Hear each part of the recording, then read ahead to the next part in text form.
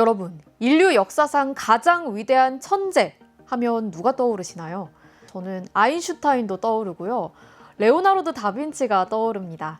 아마 여러분도 그렇지 않을까 싶은데요. 레오나르도 다빈치는 그림을 그렸지만 단순한 예술가가 아니었습니다. 그는 과학자이자 발명가, 또 수학자이자 건축가, 그리고 심지어 해부학까지 연구한 의학자였습니다. 그래서였을까요? 레오나르도 다빈치가 평생 그린 회화 작품 정말 많을 것 같지만 20여 점뿐이라는 사실, 여러분 알고 계셨는지 모르겠습니다. 게다가 이는 미완성 작품까지 포함한 숫자예요. 그 유명한 모나리자마저 완성을 미루고 미루다 16년이나 붙들고 있었다는 이야기는 전에 한번 소개를 해드렸었죠. 네, 오늘 이 시간에는 완성을 두려워한 천재 예술가가 남긴 모든 작품을 빠르게 훑어보면서 레오나르도 다빈치의 위대한 흔적을 따라가 보겠습니다. 먼저 논란의 여지가 없는 진정한 다빈치 작품들부터 시작해볼까요? 모나리자. 이건 설명이 필요 없죠. 1503년부터 시작해서 1519년까지 무려 16년이나 손을 댄 작품입니다. 이거 왜 이렇게 오래 걸렸을까요? 다빈치는 완벽주의자였습니다. 그 유명한 미소, 신비로운 눈빛. 사실 그 비밀은 스푸마토 기법에 있는데요. 윤곽선을 흐릿하게 처리해서 마치 안개가 낀 것처럼 보이게 하는 겁니다. 최후의 만찬.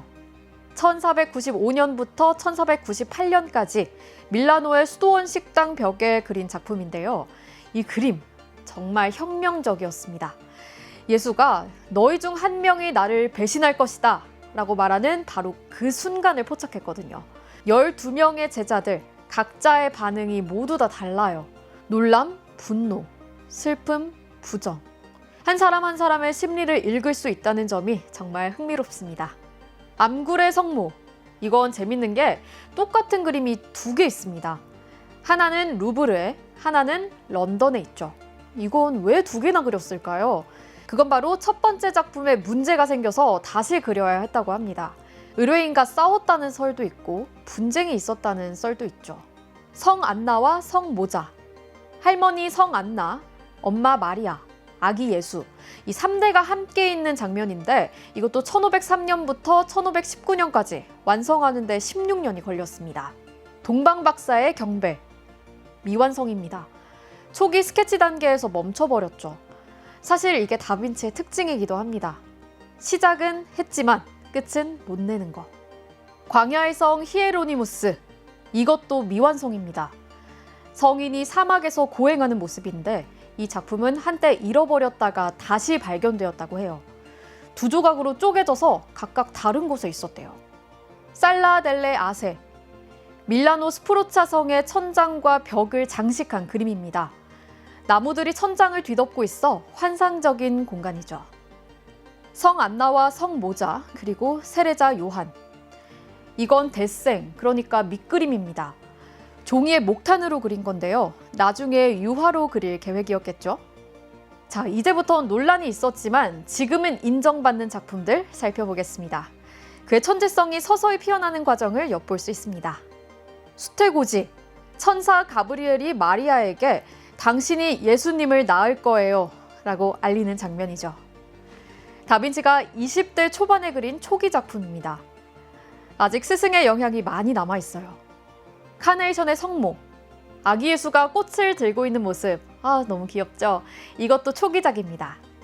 그리스도의 세례, 이건 특별해요. 스승 베로키오와 함께 그린 작품인데 다빈치가 왼쪽 천사를 그렸습니다. 전설에 의하면 베로키오는 제자가 그린 천사를 보고 너무 충격을 받아서 난 이제 붓을 놓겠다고 했답니다. 지네브라 데벤치, 피렌체의 한 여성 초상화인데 현재 유일하게 미국에 있는 다빈치 그림입니다. 베누아의 성모, 러시아 에르미타주 박물관에 있는 작품으로 성모와 아기 예수가 함께 놀고 있는 일상적인 모습이 담겨 있습니다. 흰 담비를 안고 있는 여인, 이 여인은 밀라노 공작의 정부였던 세실리아 갈레라니입니다. 담비는 공작을 상징하는 동물이었죠.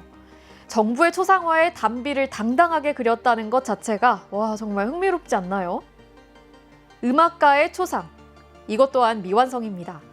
얼굴만 완성돼 있고 나머지는 스케치 상태입니다. 라벨 페르니에르, 아름다운 대장장이의 아내라는 뜻인데 정작 누군지는 불명확합니다. 런던 암굴의 성모, 앞서 루브르 버전과 같이 의뢰인과의 분쟁 끝에 다시 그린 두 번째 버전입니다.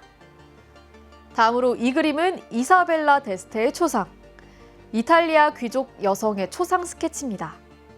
이어서 세례자 요한, 다빈치의 마지막 작품 중 하나로 어둠 속에서 손가락을 하늘로 가리키고 있는 신비로운 모습을 담고 있습니다. 이제 논란의 영역으로 들어가 볼까요? 먼저 지난 편의 그림 살바토르 문디입니다. 2017년 이 그림은 경매에서 5천억 원이 넘는 가격에 낙찰되면서 세계에서 가장 비싼 그림이 됐습니다. 그런데 여기서 문제는 정말 다빈치가 그렸냐는 거예요. 어떤 전문가들은 제자가 그린 걸 다빈치가 일부 손댄 것이라고 하고 어떤 이들은 100% 다빈치 작품이다 이렇게 주장합니다. 진실은? 아무도 모릅니다.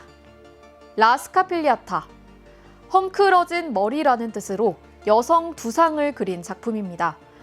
미완성이지만 앞서 말씀드린 스푸마토 기법이 너무 완벽해서 다빈치 작품으로 여겨지고 있습니다. 마지막으로 소개해드릴 작품들은 다빈치가 화가 이상의 존재였음을 보여주는 드로잉 작품들입니다. 먼저 비트루비우스적 인간. 이건 그림이라기보다는 과학적 드로잉이죠.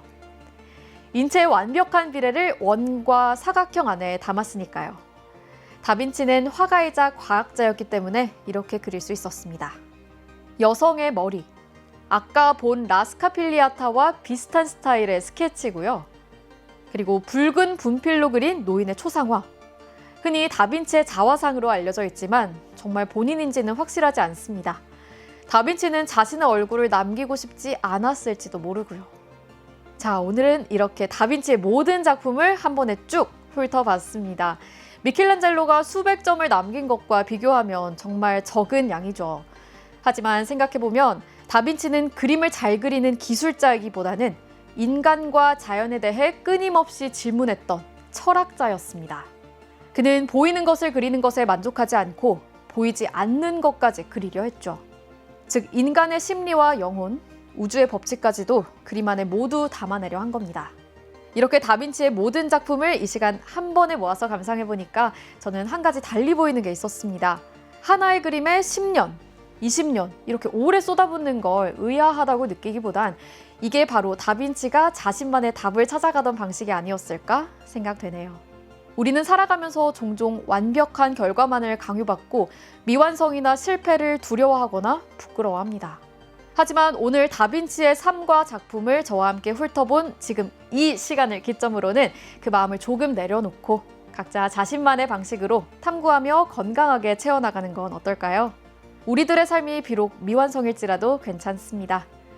이렇게 고민하고 노력하는 과정 자체가 가장 아름다운 작품이 될 테니까요.